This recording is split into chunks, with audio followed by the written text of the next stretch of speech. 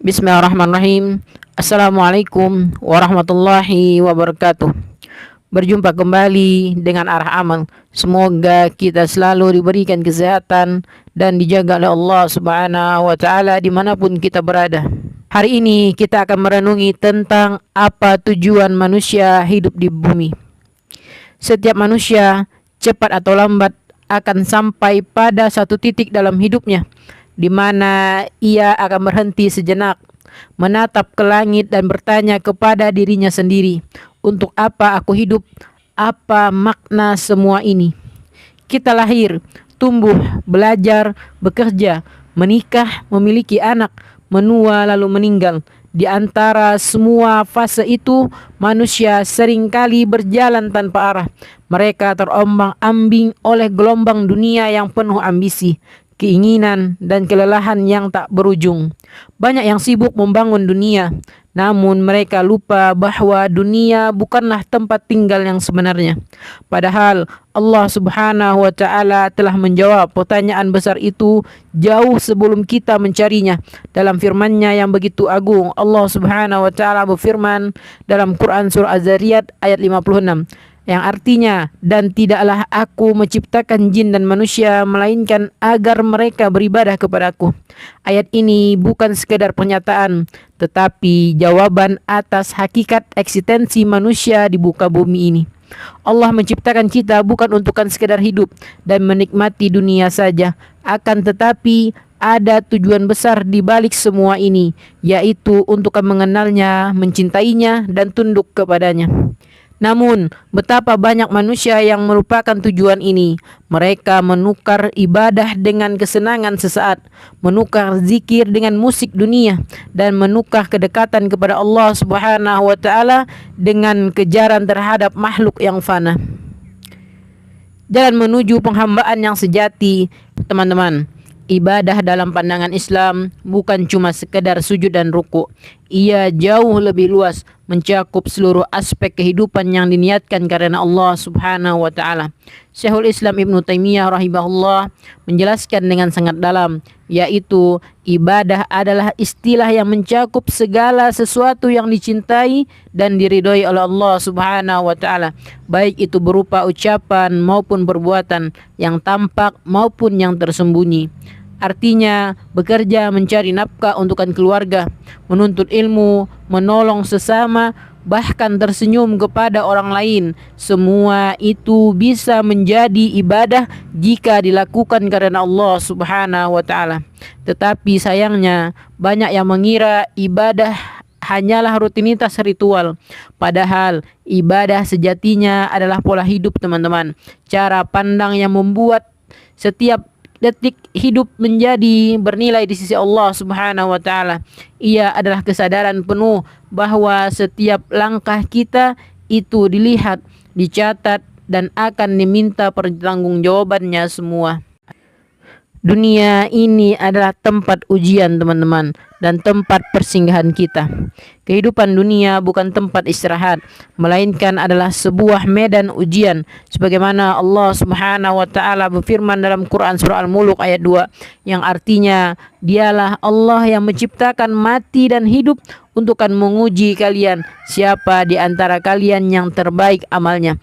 Ayat ini menegaskan bahwa hidup bukan soal panjangnya usia atau banyaknya karya, teman-teman, tetapi yaitu seberapa baik dan ikhlas amal kita. Al-Fudail bin Iyad rahimahullah menjelaskan tafsir ayat ini dengan kalimat yang amat dalam, yaitu yang dimaksud terbaik amalnya adalah yang paling ikhlas dan paling benar. Ikhlas adalah ketika seseorang beramal hanya untuk Allah Subhanahu wa taala tanpa mengharapkan sedikit pun pujian dari manusia.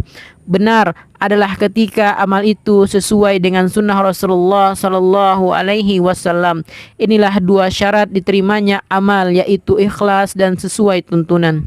Rasulullah sallallahu alaihi wasallam pun mengingatkan bahwa dunia bukanlah tempat bersenang-senang, melainkan adalah sebuah tempat menahan diri dan berjuang. Beliau Shallallahu Alaihi Wasallam bersabda, yaitu dunia adalah penjara bagi orang yang beriman dan surga bagi orang kafir. Hadis riwayat Muslim. Seorang mukmin menahan dirinya dari hawa nafsu yang diharamkan bukan karena tidak ingin bahagia, tetapi karena ia tahu kebahagiaan sejati menanti di akhirat.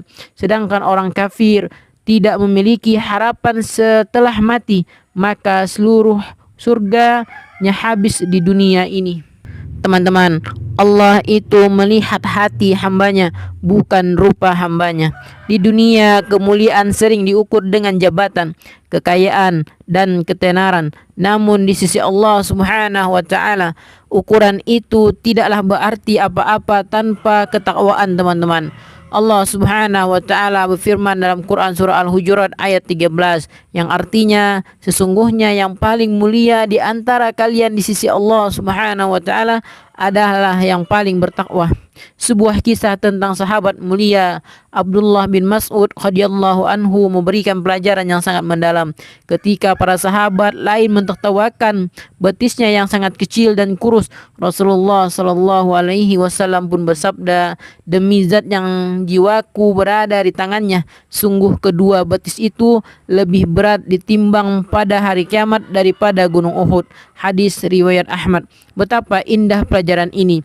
Manusia menilai dari rupa, namun Allah Subhanahu wa Ta'ala menilai dari hati dan amal. Abdullah bin Mas'ud mungkin kecil di mata manusia, tetapi besar di sisi Allah Subhanahu wa Ta'ala karena ketaatannya, qiyamul lailnya, langkah-langkahnya menuju masjid, dan keikhlasannya dalam menuntut ilmu. Mari kita jadikan hidup kita ini bernilai, teman-teman.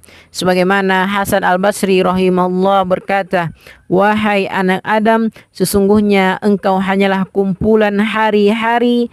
Jika satu hari berlalu, maka sebagian darimu telah pergi. Kata-kata ini seperti petir bagi hati yang lalai. Setiap hari yang berlalu sejatinya adalah potongan umur yang tidak akan pernah kembali, teman-teman. Berapa banyak hari yang kita habiskan untuk hal yang tidak bermanfaat. Berapa banyak waktu yang terbuang hanya untuk kesenangan sementara. Rasulullah Shallallahu Alaihi Wasallam bersabda, yaitu kedua kaki seorang hamba tidak akan beranjak pada hari kiamat hingga ia ditanya tentang umurnya, di mana ia habiskan, tentang ilmunya, bagaimana ia amalkan, tentang hartanya, dari mana ia peroleh dan kemana ia belanjakan, serta tentang tubuhnya, di mana ia gunakan. Hadis riwayat Tirmizi. Bayangkan, teman-teman, hari itu ketika semua amal kita dibuka di hadapan Allah Subhanahu wa Ta'ala, tidak ada lagi tempat bersembunyi, tidak ada alasan yang bisa menipu, hanya amal dan niat yang akan berbicara. Sebuah kebahagiaan sejati adalah ketika kita bisa dekat dengan Allah Subhanahu wa Ta'ala, teman-teman. Banyak manusia yang mengira kebahagiaan ada pada harta yang melimpah, rumah yang megah, atau jabatan yang tinggi. Tetapi kenyataannya banyak yang bergelimangan harta tapi hatinya gundah. Banyak yang berkuasa tapi jiwanya itu hampa. Sebagaimana Allah Subhanahu wa Ta'ala berfirman dalam Quran surah Ar-Ra'd ayat 28, yang artinya, ingatlah hanya dengan mengingat Allah Subhanahu wa Ta'ala hati akan menjadi tentram. Ketenangan sejati bukan datang dari luar, teman-teman, tetapi dari dalam hati yang mengenal Tuhannya. Setiap sujudnya, setiap zikirnya, setiap air mata yang di sepertiga malam adalah sumber kebahagiaan yang tidak bisa dibeli dengan dunia. Imam Ibnu Qayyim rahimahullah berkata, di dalam hati manusia ada kekosongan yang tidak dapat diisi kecuali dengan kembali kepada Allah. Sebelum kita lanjut ke perenungan selanjutnya, teman-teman, jangan lupa untuk like, comment, and subscribe, dan juga share video ini sebanyak mungkin kepada keluarga kita, teman-teman kita, keluarga dekat kita, dan sahabat terdekat kita. Teman-teman, dunia ini hanyalah perjalanan yang singkat. Hidup adalah perjalanan singkat untuk menuju sebuah keabadian. Dunia hanyalah persinggahan sementara, teman-teman, tempat menanam amal untuk dipanen di akhirat. Sebagaimana Allah Subhanahu wa taala berfirman dalam Quran surah Ali Imran ayat 185 yang artinya, dan tidaklah kehidupan dunia ini melainkan kesenangan yang menipu. Maka jangan biarkan dunia memperdaya kita, teman-teman. Jangan biarkan waktu berlalu tanpa makna. Jadikanlah setiap napas sebagai bentuk ibadah, setiap langkah sebagai jalan menuju ridha Allah Subhanahu wa taala, dan setiap kesulitan sebagai sarana mendekatkan diri kepadanya. Dalam sebuah hadis yang diriwayatkan oleh Abu Hurairah radhiyallahu anhu, Rasulullah sallallahu alaihi wasallam pernah berdoa dengan doa yang indah, yaitu, ya Allah, perbaikilah untukku agamaku yang menjadi penjaga urusanku, dan perbaikilah untukku duniaku yang di dalamnya tempat kehidupanku, dan jadikanlah kematian sebagai rahmat bagiku dari setiap keburukan.